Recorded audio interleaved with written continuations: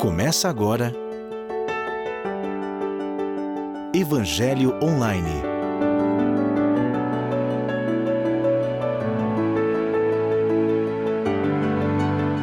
Um programa da Igreja Presbiteriana de Orlândia.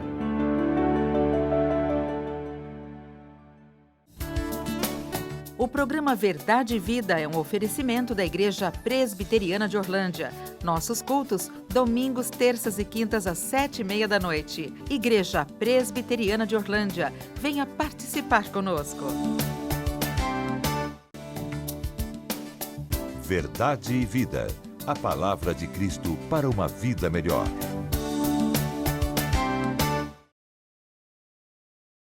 Eu quero conversar com você sobre um dos assuntos mais urgentes, mais importantes para a sua vida, para a sua família, para a sua igreja. Como ser uma pessoa cheia do Espírito Santo. E nós vamos tratar deste tema à luz de Efésios, capítulo 5, versos 18 a 21. Eu estou certo de que nós precisamos urgentemente de um revestimento de poder, de uma capacitação do alto, de uma visitação especial de Deus, de experimentarmos a plenitude do Espírito Santo. Hoje temos visto no Brasil escândalos após escândalos no meio cristão. Pastores brigando com outros pastores, igrejas declarando guerras contra outras igrejas, escândalos financeiros surgindo no reduto evangélico, o nome de Cristo tem sido envergonhado, a causa de Deus tem sido zombada pelos ímpios, por causa dos escândalos constantes que brotam do meio daqueles que deveriam ser modelo e exemplo para a sociedade. Temos assistido uma igreja perdendo o fervor, caindo na mornidão, no marasmo espiritual. Temos visto florescer cada dia mais falsos profetas, pregando um falso evangelho, levando a falsas conversões, a falsas esperanças. E a única saída para a igreja não é ser amiga do mundo, não é se secularizar, mas é esta igreja buscar a Deus e buscar a plenitude do Espírito Santo. Hoje eu gostaria de tratar desta matéria com você à luz de Efésios capítulo 5, versos 18 a 21. E a primeira coisa que o apóstolo Paulo vai nos mostrar nesse texto, quando diz assim, e não vos embriagueis com vinho no qual há dissolução, mas enchei-vos do Espírito. É que o apóstolo Paulo faz aqui uma comparação superficial e um contraste profundo. A comparação superficial é entre a plenitude do Espírito Santo e a embriaguez. Quando uma pessoa está tomada de vinho, está embriagada, ela perde a timidez, ela ganha ousadia, ela se torna mais fluente na forma de se expressar. Assim também, quando uma pessoa está cheia do Espírito Santo, ela perde a timidez, ela se torna ousada, ela tem coragem para enfrentar os desafios, ela está tomada por um poder que não vem dela mesma, tomada pelo próprio poder de Deus, para viver para a glória de Deus e para fazer a obra de Deus. Mas neste texto nós temos um contraste profundo. Paulo diz assim, e não vos embriagueis com um vinho no qual há dissolução, mas enchei-vos do Espírito. Lá no livro de Atos dos Apóstolos, capítulo 2, quando aqueles 120 discípulos foram cheios do Espírito Santo, as pessoas que chegaram e viram a cena pensaram que eles estavam embriagados. Há uma certa semelhança superficial, mas o contraste é profundo, porque Paulo diz que o produto da embriaguez é a dissolução. é uma vida desregrada, é o vício, é a degradação moral, é o aviltamento do caráter, é a destruição da honra, é a falência da família, é a vergonha, é o opróbrio, é a pobreza, é a miséria. Esses são os frutos malditos da embriaguez. Porém, o resultado de uma vida cheia do Espírito Santo é completamente oposto dos resultados da embriaguez. Porque aquele que está cheio do Espírito Santo produz o fruto do Espírito: amor, alegria, paz, bondade, benignidade, paciência, domínio próprio. A pessoa que está cheia do Espírito Santo, em vez de ter palavras torpes nos seus lábios, tem louvor a Deus. Em vez de ferir o próximo, ele tem comunhão com o próximo. Em vez de se engrandecer e querer olhar o próximo com desprezo, ele serve o próximo em amor. Portanto, vamos observar que nós precisamos ser cheios do Espírito e não cheios do álcool. É curioso que a Igreja Evangélica Brasileira está entrando por um caminho extremamente perigoso, o caminho da secularização. Hoje temos visto com muita tristeza as festas de casamento, as festas de aniversário de pessoas cristãs se descambando para imitar aquilo que há de pior no mundo.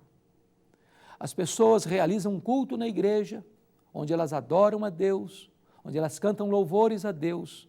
Depois vão para um cerimonial e lá parece muito mais uma discoteca para embalar as pessoas com as músicas mais estridentes, com os volumes mais altos, regado de bebida alcoólica, e as pessoas saem de lá trôpegas, algumas delas bêbadas. Nós estamos na contramão do que a palavra de Deus está nos orientando. Aqueles que no passado seguiram por estas estradas largas, sem limites, caíram na apostasia, no mundanismo, e a igreja perdeu o poder, perdeu o testemunho. Nós estamos hoje pensando equivocadamente que se nós imitarmos o mundo, nós vamos atrair o mundo.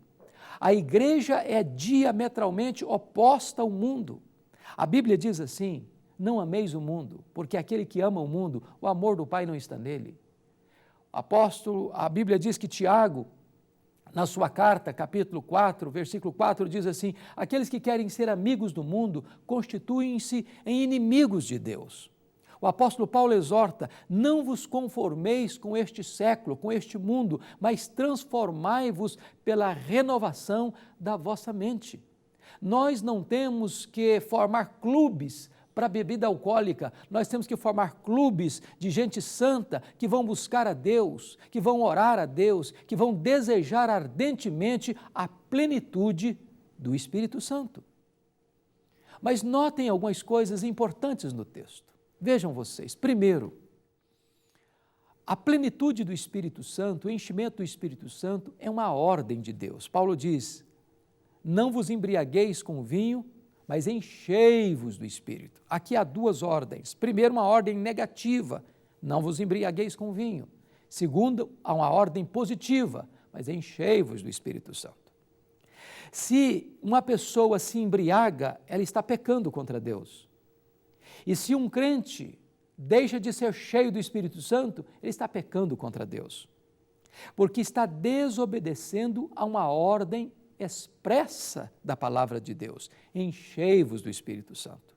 É um mandamento, é imperativo. Você, como um cristão, não tem o direito de ser uma pessoa cuja vida está cheia de pecado, de impureza, de álcool. A ordem de Deus é que você seja cheio do Espírito Santo. Mas é importante também entender que a plenitude do Espírito Santo não é apenas uma ordem de Deus, também está no plural. Em outras palavras, é para todos: enchei-vos do Espírito. Não é apenas para um grupo da igreja, para o pastor, para o missionário, para o presbítero, para o diácono, para o missionário, seminarista, para o líder. É para você que está me ouvindo e me assistindo. Você pode e deve ser uma pessoa cheia do Espírito Santo de Deus. O profeta Joel disse que quando o Espírito Santo fosse derramado, ele seria derramado sobre os filhos e sobre as filhas, sobre os velhos e sobre os jovens, sobre os servos e as servas. Não há na igreja de Deus elitismo, não há aristocracia, todos podem ser cheios do Espírito Santo de Deus.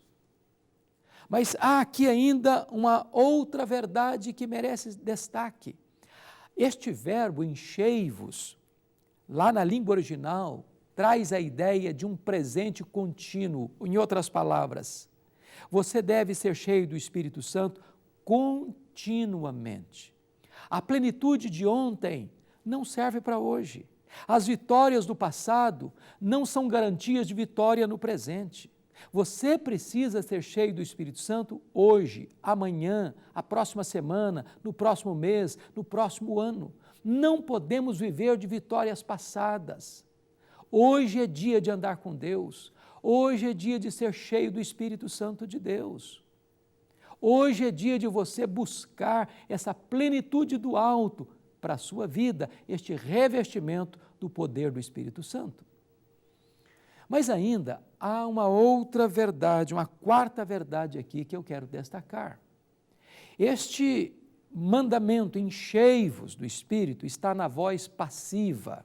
Significa o seguinte: deixai-vos encher pelo Espírito Santo. Às vezes nós temos a ideia errada do texto. Por exemplo, às vezes nós imaginamos o Espírito Santo como um líquido e nós como uma vasilha. Então alguém está pela metade, outro está um pouco mais acima e outro então está transbordando. Às vezes nós imaginamos, bom, eu estou com um tanque vazio. O Espírito Santo não é um líquido. O Espírito Santo é uma pessoa. Então a ideia não é quanto mais eu tenho do Espírito, mas quanto mais o Espírito tem de mim. A questão não é apenas ser habitado pelo Espírito, a questão é ser cheio do Espírito. Uma coisa é ter o Espírito presente, outra coisa é ter o Espírito presidente. O Espírito Santo vem para dominar sua mente, suas emoções, sua vontade, suas palavras, seus sentimentos, suas atitudes, seus pensamentos. Mas note ainda uma última verdade. A plenitude do Espírito Santo é verificável. Como é que você pode saber se uma pessoa está cheia do Espírito Santo? Alguns pensam que a evidência da plenitude do Espírito Santo é falar em outras línguas. A igreja de Corinto falava em outras línguas e era uma igreja carnal, infantil espiritualmente. A evidência da plenitude não são os dons espirituais. A evidência da plenitude é o fruto do Espírito. E nesse próprio contexto, o apóstolo Paulo diz que a primeira evidência de uma pessoa cheia do Espírito Santo é comunhão. O texto diz o seguinte, no versículo 19, falando entre vós com salmos. Quando uma pessoa está cheia do Espírito Santo, a comunicação dela melhora dentro de casa, no trabalho, na escola, na igreja.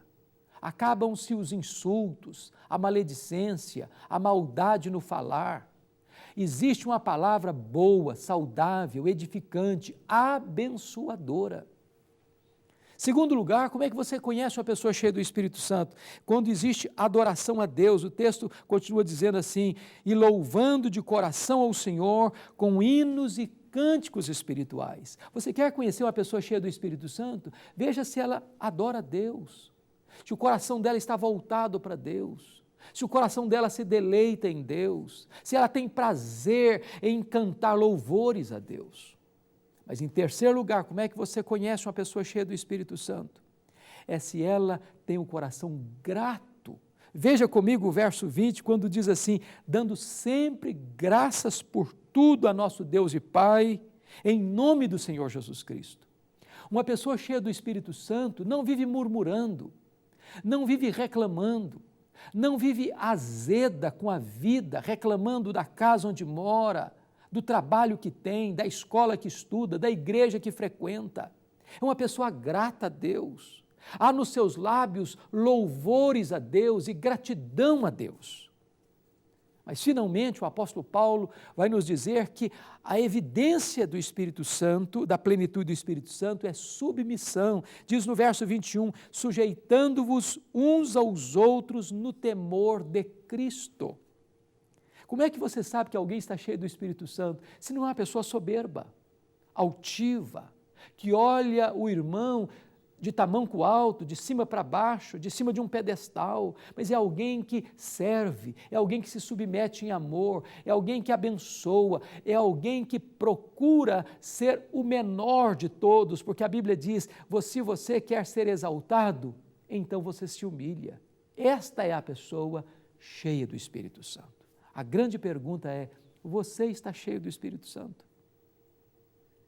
Você quer a plenitude do Espírito Santo? Eu vou lhe dizer, você e eu precisamos da plenitude do Espírito.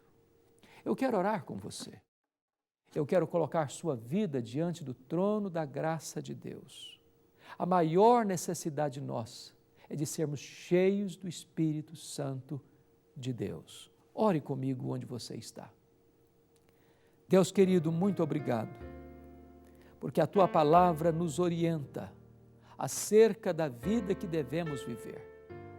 Deus, ajuda-nos para que nós não sejamos cheios de álcool, de impureza, de dissolução, mas sejamos cheios do Espírito Santo.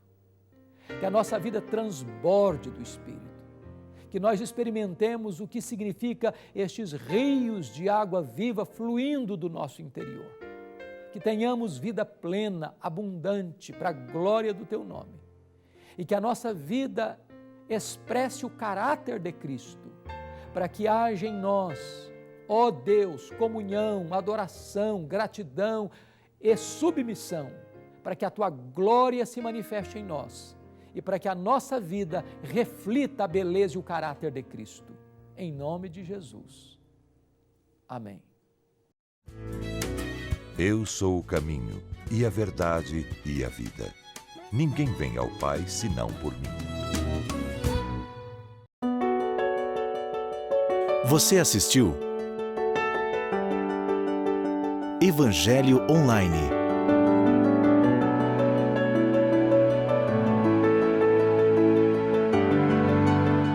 Um programa da Igreja Presbiteriana de Orlândia.